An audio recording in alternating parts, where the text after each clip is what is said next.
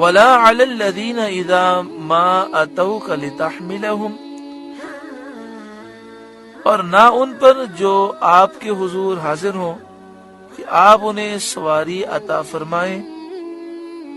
قُلْتَ لَا أَجِدُ مَا أَحْمِلُكُمْ عَلَيْهِ، آپ سے وہ یہ جواب پائیں کہ میرے پاس کوئی چیز نہیں۔ نبی اکرم صلی اللہ علیہ وآلہ وسلم کے بعد صحابہ جہاد میں جانے کے لیے حاضر ہوئے اور نبی اکرم صلی اللہ علیہ وآلہ وسلم سے سواری کی درخواست کی، تو آپ صلی اللہ علیہ وآلہ وسلم نے فرمایا میرے پاس کچھ نہیں جس پر میں تمہیں سوار کروں، تو وہ روتے واپس ہوئے۔ ان کے حق میں یہ آیت نازل ہوئی، وَلَا عَلَى الَّذِينَ إِذَا مَا أَتَوْكَ لِتَحْمِلَهُمْ، اور نہ ان لوگوں پر کوئی حرج ہے کہ جب وہ اے محبوب آپ کے دربار میں آئے تاکہ آپ انہیں سواری عطا کریں۔ قلت، آپ نے فرمایا لا اجد ما احملکم علیہ، میں نہیں پاتا وہ چیز جس پر تمہیں میں سوار کروں۔ تولوا واعینہم تفیض من الدمع حزنا الا یجدوا ما ينفقون، اس پر یوں واپس وہ ہو گئے کہ ان کی آنکھوں سے آنسو ابلتے تھے اس غم سے کہ خرچ کرنے کی وہ طاقت نہ پاتے تھے۔ تولوا، وہ واپس پھرے، وَأَعْيُنُهُمْ، اس حال میں کہ ان کی آنکھیں تفیض من الدمع، آنسوؤں سے ابل رہی تھیں، آنکھوں سے آنسو بہ رہے تھے، حزنا، اس غم کی وجہ سے، اللہ یجدو، کہ وہ چیز نہ پاتے تھے، ما ينفقون، جو وہ خرچ کریں، ان کو پیسے نہیں تھے کہ وہ سواری لیں اور جہاد میں شامل ہو سکیں۔ اب چونکہ ان کا جانے کا ارادہ پختہ تھا اور نہ جانے پر انہیں افسوس بھی تھا، تو اللہ تعالیٰ نے انہیں گھر بیٹھے ثواب دیا جہاد کا، تو جس کو عذر ہو اور اس عذر کی وجہ سے وہ نہ جا سکے لیکن اس کا ارادہ پختہ ہو تو اسے جہاد کرنے کا ثواب دیا جاتا ہے۔ اسی طرح جسے شہادت کی صحیح تمنا ہو، واقعی تمنا ہو، اور بستر پہ اس کا انتقال ہو تو اسے شہادت کا ثواب دیا جاتا ہے۔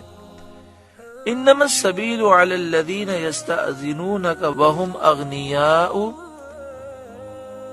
پکڑ تو ان کی ہے جو آپ سے رخصت مانگتے ہیں حالانکہ وہ دولت مند ہیں،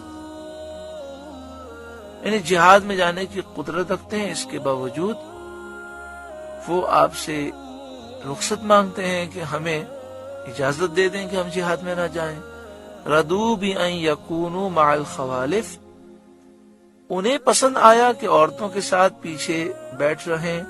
وطبع اللہ علی قلوبہم، اور اللہ نے ان کے دلوں پر مہر کر دی۔ فہم لا یعلمون، تو وہ کچھ نہیں جانتے، یعنی وہ یہ نہیں جانتے کہ جہاد میں کیا نفع ہے، کیا برکتیں ہیں اور کیا ثواب ہے۔ 10واں پارہ مکمل ہوا۔ اللہ رب العالمین اس پارے کے نور سے ہمارے ظاہر باطن کو روشن فرمائے۔ 11ویں پارے کا آغاز ہے۔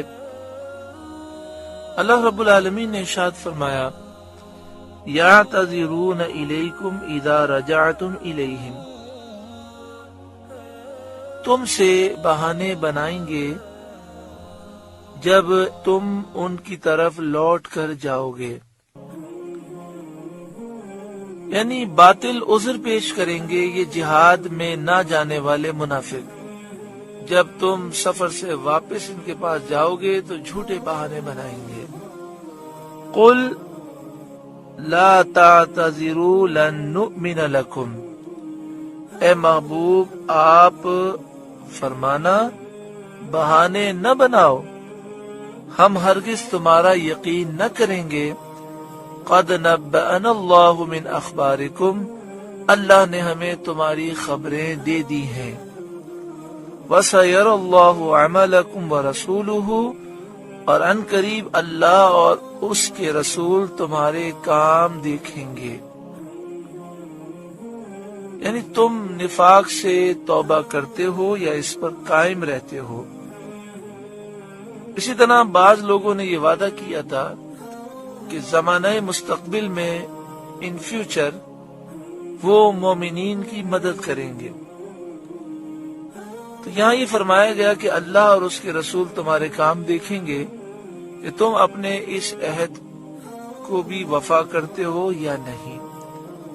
ثم تردون الی عالم الغیب والشہادہ، پھر اس کی طرف پلٹ کے جاؤ گے جو چھپے اور ظاہر سب کو جانتا ہے۔